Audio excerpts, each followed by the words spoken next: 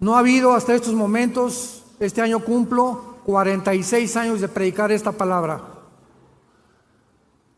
Y en estos 46 años que tengo predicando la palabra de Dios, no he podido encontrar a ninguna persona de ningún carácter, de ninguna disciplina académica que pueda contradecir que no ha habido ningún personaje en la historia como Jesucristo por tres razones principales. Número uno, Jesucristo es tan importante que celebramos su nacimiento. Ni de Buda, ni de Mahoma, ni de Zoroastro, ni de Mahatma Gandhi, nadie sabe cuándo nacieron estos líderes religiosos. Sin embargo, en la Navidad, aunque sabemos que no nació el 24 de diciembre, pero lo aprovechamos para poder dar testimonio, hasta los ateos no van a trabajar. Se cierran los comercios, hay un espíritu que a todos nos cubre de melancolía, queremos estar con la familia, comenzamos a intercambiar regalos unos con otros. ¿De dónde viene todo esto? De la Biblia. Todas estas costumbres y tradiciones vienen de la Biblia. Hace algún tiempo tuve una discusión con un ateo por radio y me dijo, de alguna forma tan burlona, yo ni siquiera creo que Jesucristo existió. Y le pregunté, ¿me puede decir qué fecha es hoy? 19 de mayo de 1991 me contestó. Y le dije, ¿desde cuándo comenzamos a contar? 1991. No sabía dónde esconderse. Volteaba a ver las lámparas, volteaba a los lados, hasta que me dijo, desde el momento que nació Jesucristo. El personaje tan importante de Cristo es tan impactante en la historia que la historia fue dividida por él. Y se cuenta la historia antes y después de Cristo. No es antes y después de Buda, antes y después de Zoroastro, antes y después de Mahoma, es antes y después de Jesucristo. Y en tercer lugar, es tan impactante la vida de este hombre que en esta semana que estamos celebrando por el amor de Dios, aunque para los cristianos todas las semanas son santas. Así que esta no es solamente la Semana Santa para nosotros, es para el mundo y la aprovechamos otra vez para dar testimonio. Pero la muerte de Cristo, el nacimiento de Cristo y la historicidad de Cristo son inigualables. Señores ateos que nos visitan, agnósticos, escépticos, estudiantes de la universidad. Y este hecho es simplemente para que te intereses en conocer la vida de este personaje. Antes de que yo fuera cristiano, me proclamé ateo, porque me decepcioné de la religión que mis padres nos heredaron. Me di cuenta de tantas cosas contradictorias que había, y lo que yo conocí fue la religión. Y cuando vengo a la Biblia, me encuentro por primera vez que este libro no es un libro religioso. El cristianismo no es una más de las religiones que existen. Esto es pura ignorancia de los politólogos, de los presentadores de la televisión, de historiadores que no tienen idea ni siquiera de las Sagradas Escrituras. Las religiones son sistemas inventados por los seres humanos para tratar de alguna manera de reconectarnos con los dioses, con la luna, con las estrellas, con el sol, o agarramos un tronco y un árbol y le damos la forma de un ser humano y nos hincamos ante algo que nosotros construimos o esculpimos. Esas son las religiones. Pero cuando venimos a la Biblia, venimos a Cristo, venimos a un hombre que se llama Jesús. Y tú puedes ser católico, mormón, evangélico y no tener una relación personal, diaria, viva, orgánica con la persona de Jesucristo. El hecho que vengas a la iglesia no te hace cristiano. Es como el hecho que si te vas a una fábrica de Volkswagen y trabajas en la Volkswagen, no sales hecho un carro Volkswagen. Entonces la iglesia es un lugar de reunión para aquellas personas que han decidido seguir a Jesús y quieren conocer más de la persona de Jesucristo. Hay un aspecto que quiero tratar en esta noche, científicamente, médicamente, de la persona de Jesucristo. Una de las preguntas más importantes que he tratado de hacer, estoy hablando en seminarios teológicos, en institutos bíblicos, en reuniones de psicólogos, como en el Ecuador tuvimos una con todos los psicólogos del Ecuador, mi esposa y yo hablando sobre la psicología y la Biblia, etcétera, etcétera, ha sido esta pregunta: ¿qué fue lo que le causó la muerte a Jesucristo? Y cuando ponemos la Biblia y comenzamos a investigar que la mayor parte de los crucificados, cuando estaban casi ya exhaustos, los soldados romanos tenían la orden del gobierno de romperles las rodillas, los meniscos de las rodillas, para que el crucificado, si no había muerto de desangramiento, muriera de asfixia. Entonces, al romperle los meniscos a los crucificados, se colgaba el cuerpo y ya no podían tener la fuerza para poder respirar ni exhalar. Morían asfixiados. Y eso garantizaba que al bajarlos de la cruz, estaban muertos. Porque si un soldado romano bajaba a un crucificado vivo, el soldado era también sentenciado a pena de muerte. Sin embargo, cuando Jesucristo estaba colgado en la cruz, el centurión romano, que era experto en muertes, se acerca a la cruz y él sabía que Cristo estaba muerto. Sin embargo, agarra una lanza y lo atraviesa del lado izquierdo al lado derecho, a través de todo el pecho de su cuerpo. Y Juan escribe en el capítulo 19: vi salir una gota de sangre mezclada con agua. Y a la luz de la cardiología moderna, porque en la Biblia encontramos las evidencias más antiguas de genética, química, antropología, paleontología, medicina, biología y cualquier disciplina académica que tú me quieras decir. La Biblia es más antigua que cualquier libro científico del siglo XXI.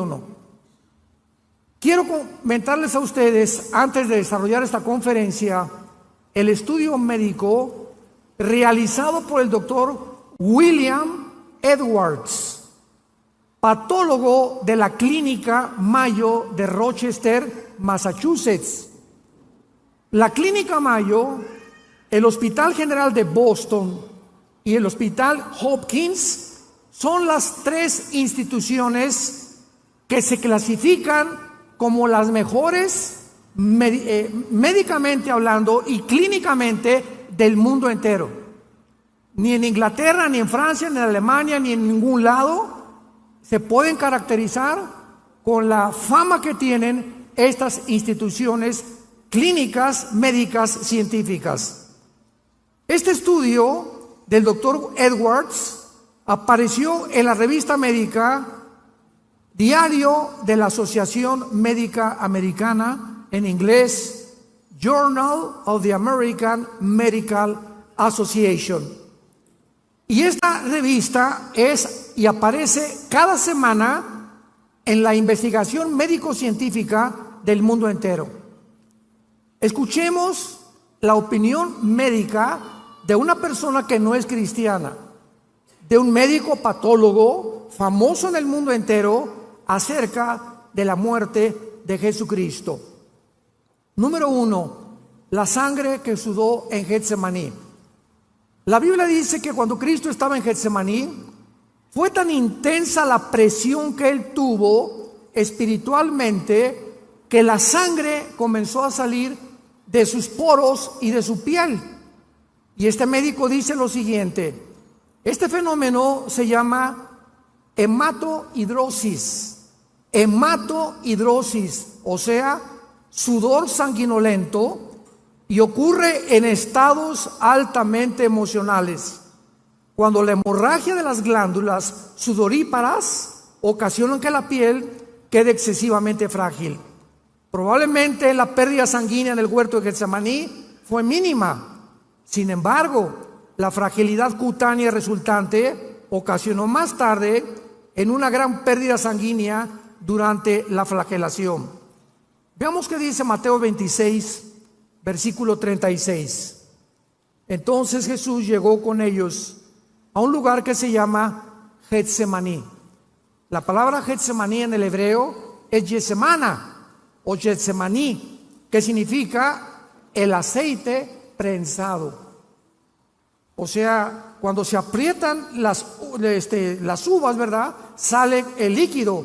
Cuando se aprietan las aceitunas, sale el aceite de olivo. Y Getsemaní es el lugar donde él fue prensado, apretado. Y fue tan grande la presión psicológica y espiritual de Cristo para que la sangre haya salido de su piel en la hematodihidrosis. Es un fenómeno que los médicos explican por qué sucede. Estos se enrollaban en el cuerpo de la víctima cuando lo flagelaban. Los látigos romanos eran de 5 colas y tenían en las puntas plomo y tenían acero, y se enrollaban 4 o 5 veces alrededor del pecho y de la espalda, y cuando el soldado romano sacaba el látigo, desgarraba todos los tejidos subcutáneos del pecho y de la espalda, y quedaban las heridas en la superficie. Cuando Cristo fue acostado en la cruz, no tenía piel a frente ni tenía piel atrás. Completamente estaba desnudado de su piel, de los 39 flagelos que le implicaron el desangramiento que se inició en el huerto de Getsemaní. El grado de pérdida sanguínea, dice el médico Edwards, determina el tiempo que la víctima sobrevive en la cruz. La pérdida apreciable de sangre prepara el terreno para un estado de shock hipovolémico, que es un estado donde existe una discrepancia entre la capacidad de los vasos sanguíneos y su contenido. La hipovolemia significa disminución del volumen sanguíneo por pérdida de sangre o deshidratación. En otras palabras, después de los 39 latigazos que le dieron a Cristo, imaginémonos la pérdida de sangre que él sufrió. Cuando la sangre comienza a salir del cuerpo, médicamente hablando, la hipovolemia, comienza a haber una descomposición tremenda mental que hace que las personas pierdan completamente la brújula, ya no coordinen sus pensamientos, ya no sepan, se desmayan o la mayor parte de las veces gritan que por favor los maten antes de seguir sufriendo los latigazos. Jesús fue tan debilitado por los 39 latigazos que la Biblia dice que no pudo cargar el patibulum, o sea, el palo central de la cruz, porque desde el pretorio romano, donde fue flagelado, hasta el monte Calvario, había 800 metros, casi 1 kilómetro de distancia. Entonces, la pérdida de sangre en Getsemaní, la pérdida de sangre en los clavos y los latigazos que le dieron, porque le rasgaron la piel con clavos también los soldados, le impidió a Cristo, que tenía una salud excelsa, ¿verdad? Si era el Hijo de Dios, jamás se enfermó, comía pescado, comía miel, comía cosas, no bebía Coca-Cola, ni azúcares tampoco, pero estaba tan débil que tuvo una persona llamado Simón de Cirene que ayudarle a cargar el palo central de la cruz.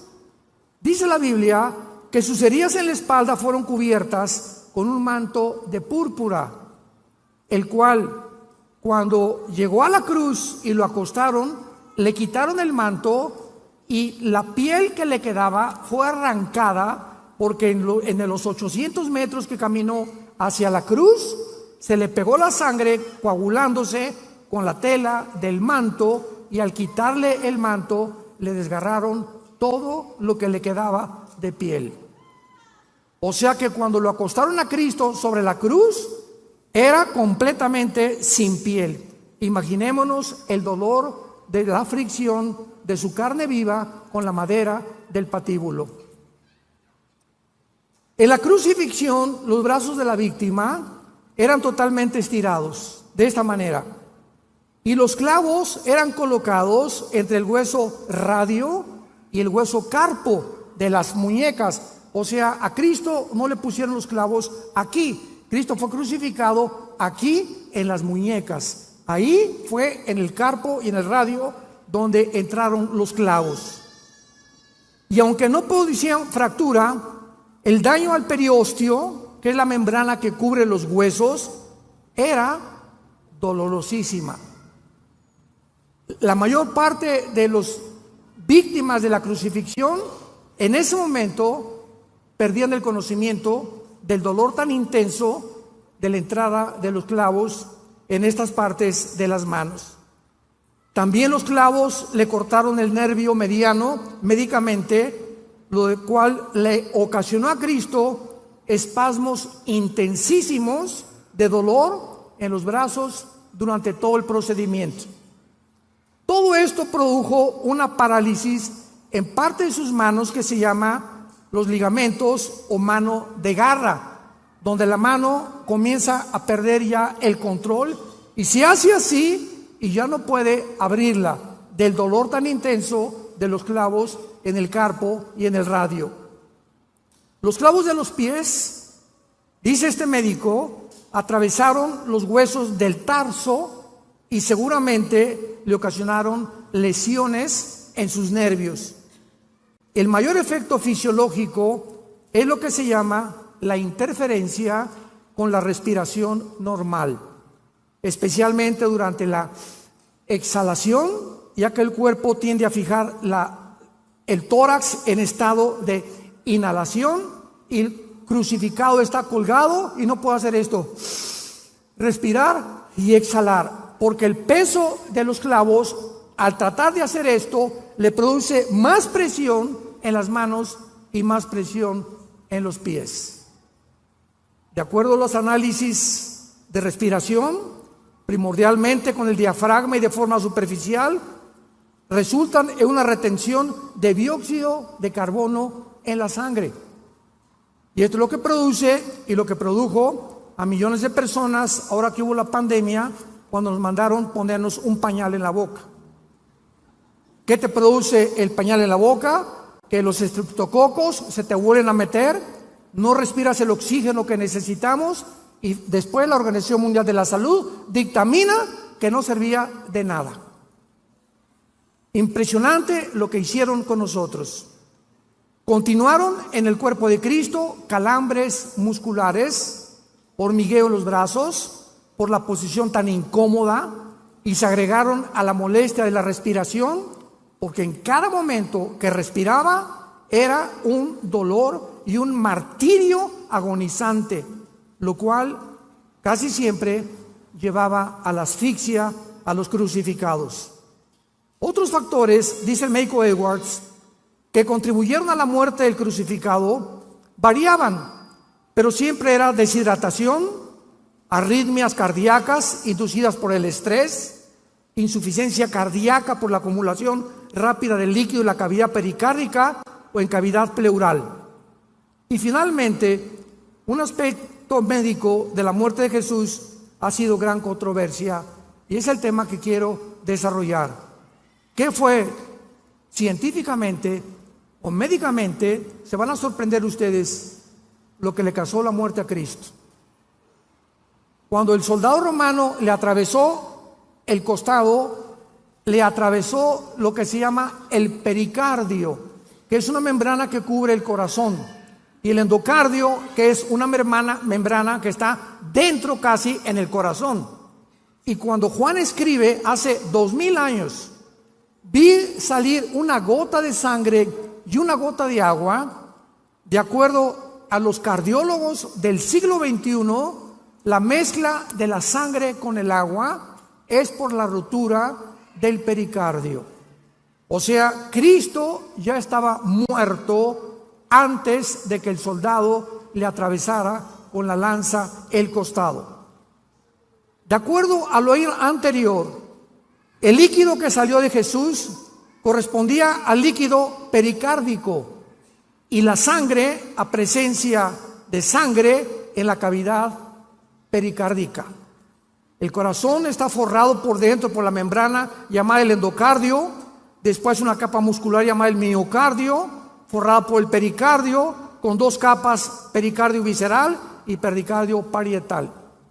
Y estas capas no se conocían hace 2000 años, ni se entendía tampoco qué es lo que pasaba, porque jamás había el estudio clínico que hicieron después estos médicos de la Clínica Mayo, Rochester y la Clínica de Hospital Hopkins y de Boston hace algunos años.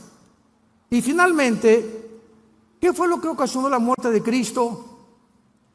Damas y caballeros santos de Dios, 1000 años antes de la crucifixión, David escribió el Salmo 22. David no sabía nada de crucifixiones porque esto comenzaron a través de las tradiciones a integrar la crucifixión los romanos. Y David escribe 1000 años antes de Cristo, en el Salmo 22, las palabras y la causa que le mostró a Cristo, o la razón que le causó a Cristo su muerte en la cruz. Y comienza el Salmo 22 diciendo: Elí, Elí, lama sabactani. Dios mío, ¿por qué me has desamparado? Que fue la última expresión de Cristo.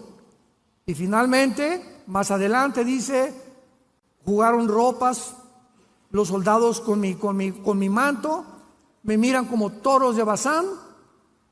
Y la Biblia describe lo que causó la muerte de Cristo. No fue la asfixia, porque no le rompieron los huesos. Estaba escrito en el libro del Éxodo que al cordero no le iban a romper los huesos. Entonces el soldado romano le atravesó la lanza para asegurarse que estaba muerto. Entonces Cristo no murió de asfixia, no murió de deshidratación, no murió de desangramiento. El Salmo 22 dice estas palabras: mi corazón fue como la cera. Cristo muere cuando tus pecados y mis pecados son puestos sobre de él, y el dolor de llevar tus pecados, tus adulterios, tus robos, tus asaltos, tus violaciones, tu drogadicción, tus fornicaciones, nuestros robos, todas las cosas que tú y yo habíamos hecho fueron puestas sobre su cuerpo, y el dolor fue tan intenso que el corazón le explotó. Cristo muere de dolor moral. Si alguna mujer está pariendo, sabe el dolor que tiene cuando el niño va a salir a la luz. Y los dolores son intensísimos del parto, se consideran los más grandes que hay de sufrimiento en el ser humano. Pero para que una persona pueda morir de dolor, hay mujeres que ven a sus hijos morir y lloran y caen: mi hijo murió, mi esposo murió, y vemos a cantidad de personas en los entierros, en los funerales, desesperados por sus muertos y se jalan los pelos. Pero no hemos visto a ninguna persona que sea tan intenso el dolor que caiga muerto, de no poder soportar el dolor tan grande que está experimentando la pérdida de un ser querido. Pues Cristo muere y paga por tus pecados y paga por mis pecados, y esto es lo que nos habla claramente de la evidencia que le estalla el corazón de dolor moral. Y finalmente, este aspecto médico dice lo siguiente: las víctimas de crucifixión morían sofocadas casi siempre. Para acelerar la muerte, los romanos les rompían las piernas a las víctimas moribundas. Una vez que podían empujar las piernas contra el soporte de la madera que lo sostenía y les ayudaba a levantar el pecho para respirar, los músculos exhaustos de la víctima ya no se podían mover más. La caja torácica y el diafragma para respirar, por lo que sobrevenía la asfixia inmediata a los crucificados. La Biblia dice que Jesús sufrió todos estos dolores y todos estos quebrantos simplemente para decirnos: te amo,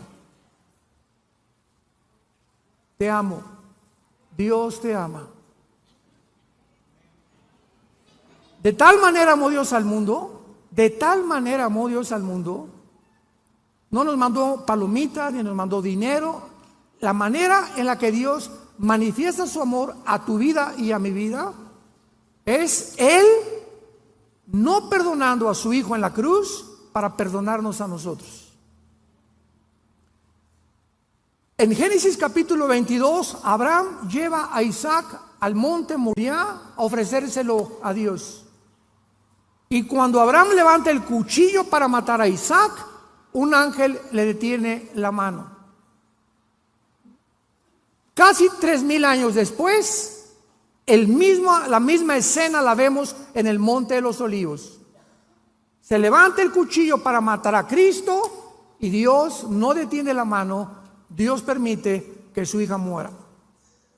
Perdonó a Isaac y no perdonó a su hijo por ti y por mí, para decirte que te ama. Y si Dios te está diciendo que Él ha dado su vida por ti y por mí, ¿cómo no nos dará todas las cosas si nosotros se las pedimos y le seguimos en el temor de su vida en nuestro corazón? El temor de Dios es medicina a nuestro cuerpo y refrigerio a nuestros huesos. Largura de días y años de vida y paz te aumentarán. Y tú no puedes más que comprender algo. Yo siempre que he tenido en estos 46 años de vida predicando el Evangelio, cuando me asaltan dudas, porque las dudas nunca van a dejar de asaltarnos, es una guerra mental entre el bien y entre el mal. Mientras más memorizo la palabra y más la medito, es la única forma de poder contrarrestar mi ansiedad, mi estrés, mis preocupaciones. ¿Por qué? Porque si no pueden haber preocupaciones y la palabra de Dios en mi mente. Y tú escoge qué te va a gobernar: el estrés, la preocupación, la ansiedad, o en ese momento repite la palabra y comienzas a mencionar la palabra. Bendito sea el Dios y Padre Jesucristo, que nos hizo renacer para una esperanza viva por la resurrección de Cristo entre los muertos, para una herencia incorruptible y inmarcesible reservada para nosotros en los cielos. Y comenzamos a pronunciar la palabra de Dios y se va el ataque de Satanás de tu mente y de nuestra mente. Aquí es el campo de batalla. Tú eres lo que piensas. Somos el resultado de nuestros pensamientos. Dice Isaías 53, 700 años antes de Cristo. Lo más importante del pasaje de Isaías 53, para todos ustedes que estudian teología, es que está escrito en el pasado. Fue escrito 700 años antes de Cristo y se escribe como si ya hubiera pasado. Despreciado y desechado entre los hombres, varón de dolores, experimentado en quebranto, como que escondimos de él el rostro. Fue pasado, menospreciado y no lo estimamos. Ciertamente llevó, no dice llevará, llevó nuestras enfermedades, sufrió nuestros dolores, le tuvimos por azotado, por herido de Dios y abatido. Mas el herido fue tiempo pasado por nuestras rebeliones. Pregunta: ¿cómo es posible que se hable de un evento futuro en el pasado? Porque la Biblia es el único libro hiperdimensional.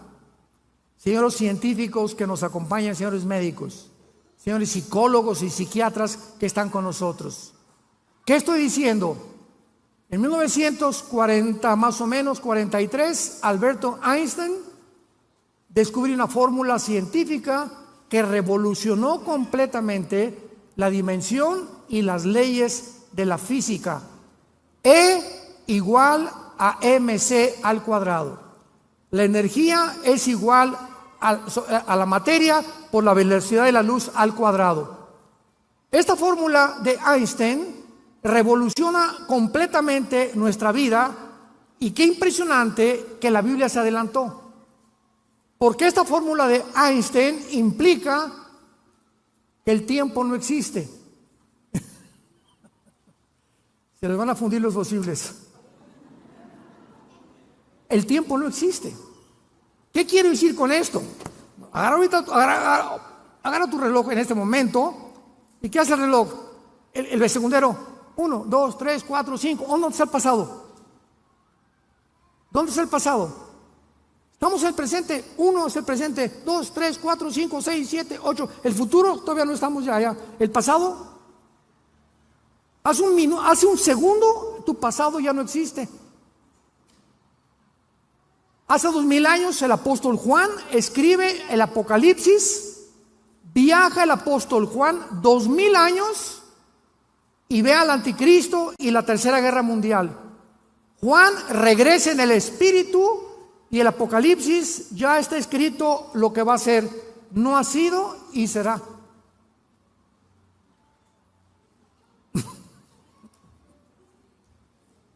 El profeta Isaías escribe en el capítulo 53 de su libro que Cristo fue desechado, entregado, etcétera, etcétera, y no había sucedido más que en el futuro.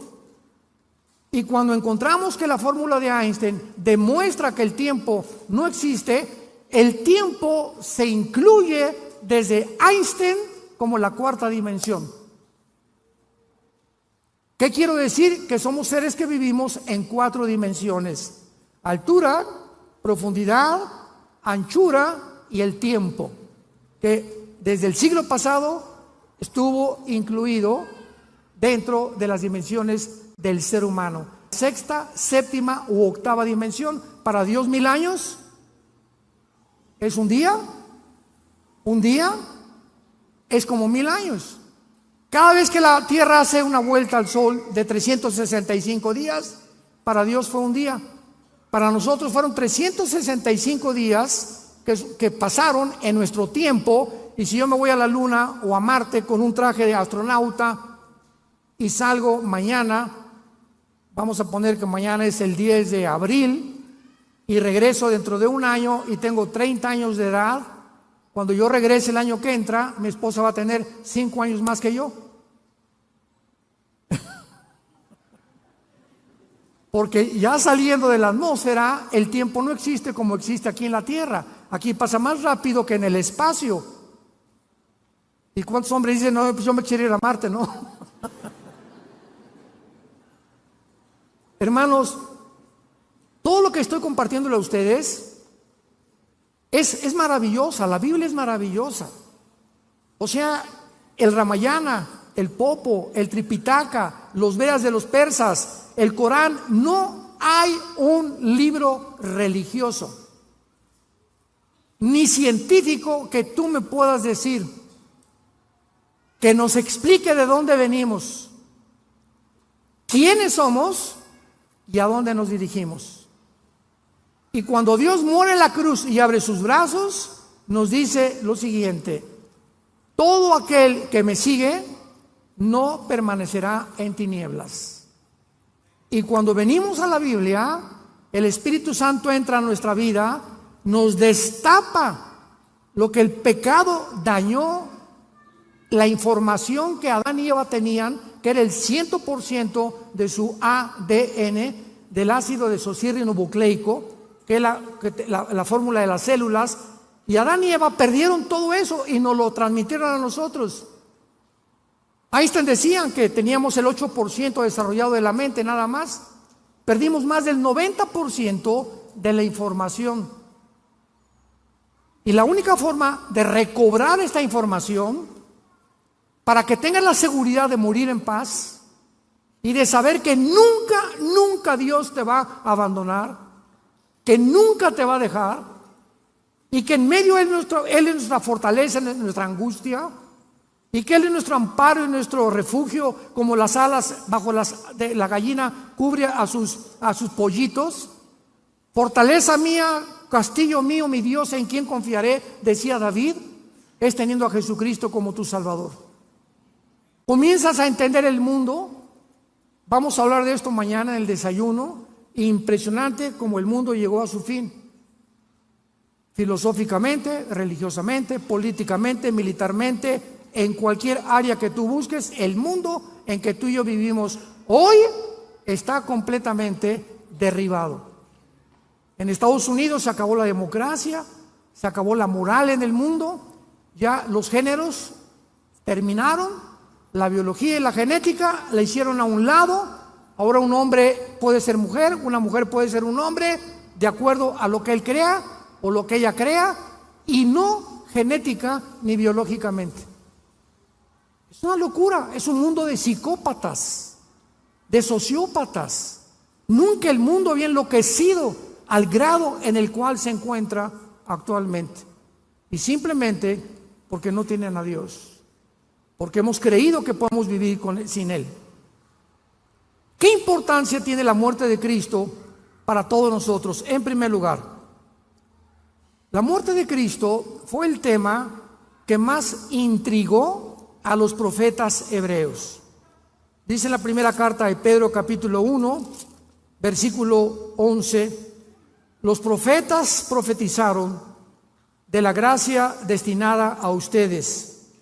Inquirieron y diligentemente indagaron acerca de esta salvación, escudriñando qué persona y qué tiempo indicaba el Espíritu de Cristo que estaba en ellos, el cual anunciaba de antemano los sufrimientos de Cristo y las glorias que vendrían tras ellos. En la cruz del Calvario había dos grupos de personas: los religiosos, los fariseos, supuestamente los doctores de la ley.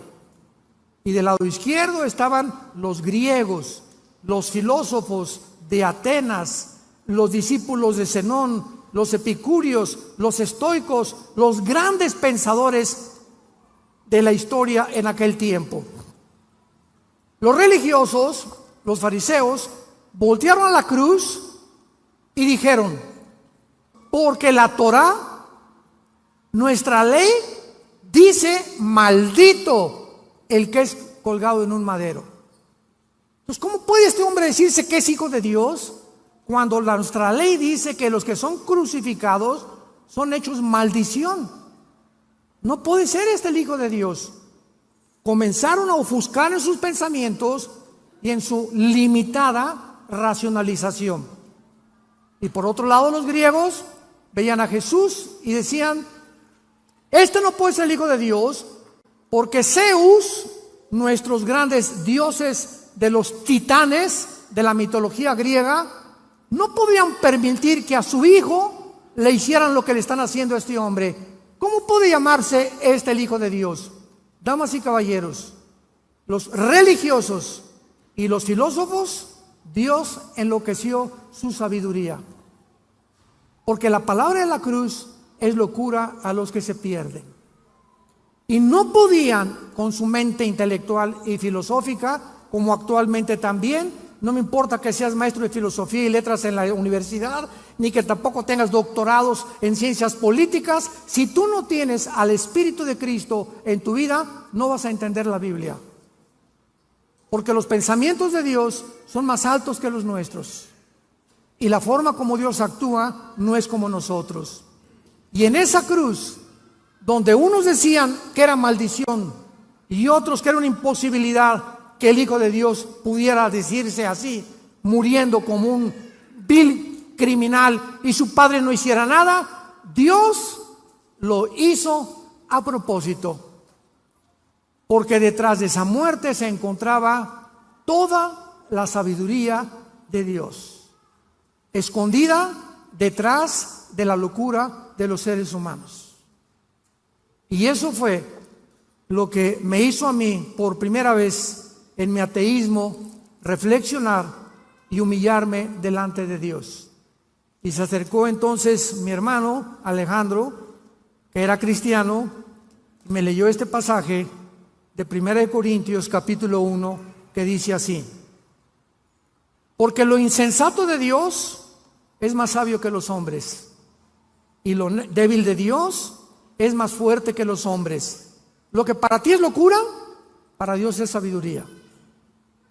Porque lo que tú calificas como locura, Dios lo hizo a propósito para que no lo busques intelectualmente, sino para que te humilles delante de Él, recibas a Cristo y Él te abra el entendimiento y te diga: 2 más 2 son 4, 5 más 5 son 10. Imagínate un niño de 6 años. Oiga, maestro, ¿qué quiere, chamaco? Tanta molesta que me das. Explíqueme la teoría de Einstein, m igual a mc al cuadrado. Mira, niño, aunque yo te lo explique, no lo vas a entender. Pero ¿por qué, maestro, si mi cerebro es igual al tuyo? Es verdad, pero el mío está desarrollado y el tuyo no. Entonces, cuando tú crezcas y madures en conocimiento, vas a entender lo que ahorita, aunque te lo explicara, no lo vas a explicar. Cuando yo era ateo, Dios me dijo: gusano, chinche, hormiga de agua puerca. ¿Quieres entender mis caminos? ¿Quieres caminar conmigo? ¿Tú crees que puedes comprenderme cuando yo hice el universo? Como le dice a Job: ¿dónde estabas cuando hice la tierra? Cuando medí las medidas de la tierra, la distancia entre la tierra y el sol, el movimiento de gravitación de la tierra, el movimiento de traslación de la tierra, la velocidad de la luz, 300,000 kilómetros por segundo. ¿Dónde estabas tú? Le pregunta Dios a Job. Si eres tan inteligente, dímelo. Dime quién eres, ya para acabar pronto. Y cuando nos damos cuenta que estamos tratando de pelear con un Dios, que si Él existe es lógico, hermanos filósofos, la lógica elemental nos dice lo siguiente: si realmente Dios existe, Él no puede pensar como nosotros, y es una mente inmensamente grande, maravillosa, y si yo quiero aprender, necesito una condición, una sola: ser humilde. Ser humilde, humillarme. Señor, lo que sé, como dijo Sócrates, yo solo sé que no sé nada. ¿Y para qué hizo el sufrimiento? ¿Y por qué permite que los niños se mueran? Qué interesante que los ateos nunca contestan, nos preguntan a nosotros. Nunca un ateo le va a preguntar esas preguntas a otro ateo o a un agnóstico o a un escéptico. Nunca, jamás. Nos los hacen a nosotros los cristianos, porque de alguna manera en sus conciencias saben que no hay respuestas en el mundo y por eso viven vidas sin esperanza, sin ninguna seguridad, llenos de estrés, llenos de esperanza, llenos de odio, llenos de maldiciones. ¿Por qué? Porque están enojados contra la vida, porque no entienden la vida, porque no entienden a Dios. Y como dijo don Teofilito, ni lo entenderás hasta que no vengas a la cruz de Jesucristo. Lo insensato de Dios es más sabio que nosotros. Miren, hermanos, que Dios escogió lo necio para avergonzar a los sabios, y lo débil del mundo escogió Dios para avergonzar a los fuertes. ¿Saben lo que dijo el Dalai Lama al Papa Juan Pablo II cuando vino a México? Le dijo al Papa, el Dalai Lama, a Juan Pablo II: yo pienso que Cristo se equivocó porque escogió a 12 pescadores iletrados y desleídos, como decía Cantinflas, que ni a la primaria fueron. Si hubiera escogido personas inteligentes, dijo el Dalai Lama, como yo, que soy filósofo y pienso, y la política y por aquí y por allá, Cristo no hubiera muerto crucificado.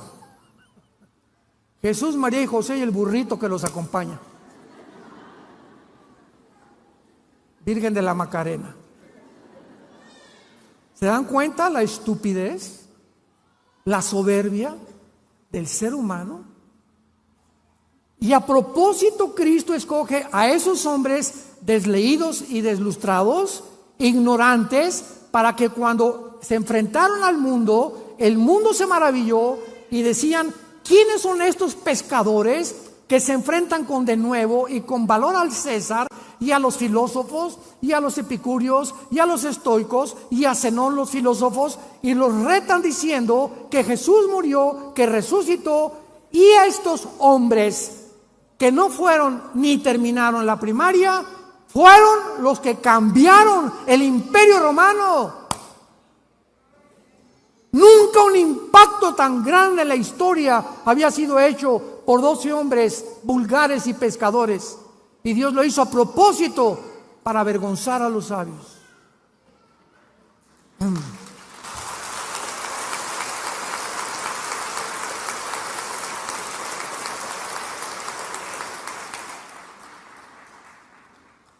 Cristo muere en la cruz para pagar por tus pecados y por mis pecados. Y es la base de su muerte lo que nos puede limpiar delante de Dios. Tú me dices, es que yo hice un asilo para ancianos y yo he hecho orfanatorios para niños y voy a mi iglesia y me persino cada domingo, o voy a la iglesia evangélica o a la iglesia que tú vayas y limpiamos nuestra conciencia. La Biblia dice, el que tiene al Hijo tiene la vida. Puedes tener una religión, te repito, puedes ser católico, evangélico, bautista, nazareno, pentecostal, presbiteriano, dime lo que quieras. No es la etiqueta de la botella lo que determina el contenido, es lo que está dentro de ti. Yo soy esto, yo soy aquel, presbiteriano, bautista por afuera, porque voy a tal iglesia o a tal denominación, pero dentro de tu vida, ¿tienes tú una relación con Jesús? ¿Amas la Biblia? ¿Amas a tus hermanos? ¿Amas a tu esposa? ¿La respetas? ¿Le eres fiel a tu esposa? ¿Amas a tus padres? ¿Les das un buen ejemplo a tus hijos? Desde que te convertiste, ¿cuántas personas has ganado para Cristo? ¿Te mueres de pasión por la verdad? ¿Estarías dispuesto a morir en tus convicciones por la causa de Cristo? Si tú no contestas estas preguntas satisfactoriamente, no eres más que una persona religiosa de la boca para afuera. Y la Biblia dice, no hay otro nombre en que podamos ser salvos más que en el nombre de Jesucristo. Mas Dios muestra su amor para con nosotros, que siendo pecadores, Cristo muere en nuestro lugar. Herido fue por nuestras rebeliones, molido por nuestros pecados. Todo esto lo ha hecho Dios por ti y por mí, para que hoy vengas, no a una religión, ven hoy, te invito a que vengas a la cruz. A que adores a ese hombre que tienes colgado en un crucifijo en tu casa, sin saber ni siquiera lo que representa. Confundido, tal vez por curiosidad veniste en esta tarde, pero Dios tenía una cita contigo. Dios te ha hablado en esta noche para que tú le puedas entregar tu vida a Jesucristo, arrepentirte de tu vida y considerar, si tú mueres en esta noche, un accidente, una embolia cerebral, un ataque al corazón, un accidente de tráfico, una bala perdida, tú te condenas en el infierno. Puedes burlarte en esta noche todo lo que quieras, pero estas palabras son fieles y verdaderas. Es la palabra de Dios, y Dios tenía una cita contigo para decirte te amo. Fui crucificado, fui muerto y resucitado a los 3 días, para que tú vengas y renueves tu vida conmigo, para que yo entre a tu vida y para que me conozcas y tengas la vida eterna. Les pido que acá inclinen su rostro por algunos momentos y le digas con todo tu corazón estas palabras a Dios.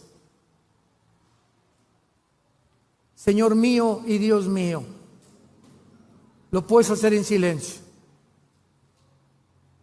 Te doy las gracias por haberme permitido escuchar tu voz a través de la Biblia, tu palabra santa. Creo con todo mi corazón que en esa cruz, a través de la sangre que tu Hijo derramó, es el antídoto, es la medicina que tú has provisto para mis pecados. Creo que a los 3 días tu Hijo se levantó de entre los muertos, y porque ahora vive, y lo creo con todo mi corazón. Te pido, Señor Jesús,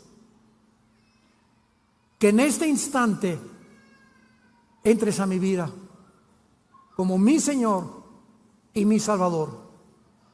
Te doy las gracias por darme la vida eterna, y la corta vida que me das o que me queda, la quiero vivir para conocerte a ti y a tu Padre, y vivir para dar testimonio de tu amor en esa cruz. En el nombre de Jesucristo. Amén. Gracias a Dios por la palabra de Dios. Gracias a Dios por la Biblia. Los cielos y la tierra pasarán,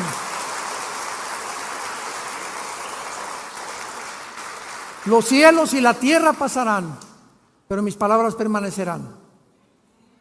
Todos los sistemas filosóficos del mundo estamos viendo que están derribados. Todo se está derrumbando a nuestro alrededor. El petróleo, el peso, la democracia, el capitalismo, el comunismo, el socialismo, todo, la ciencia, la sexualidad, todo ante nuestro alrededor se está derribando. Si los fundamentos fueran quitados, Salmo 11, ¿qué sería de nosotros? ¿Qué sería si no tuviéramos este fundamento, esta esperanza? ¿Qué sería de mi vida? Yo hubiera acabado en la cárcel o muerto. Si hubiera seguido la vida que yo seguía, hubiera acabado yo loco o en un psiquiátrico, tal vez. Pero Dios me levantó para que pudiera proclamar su mensaje.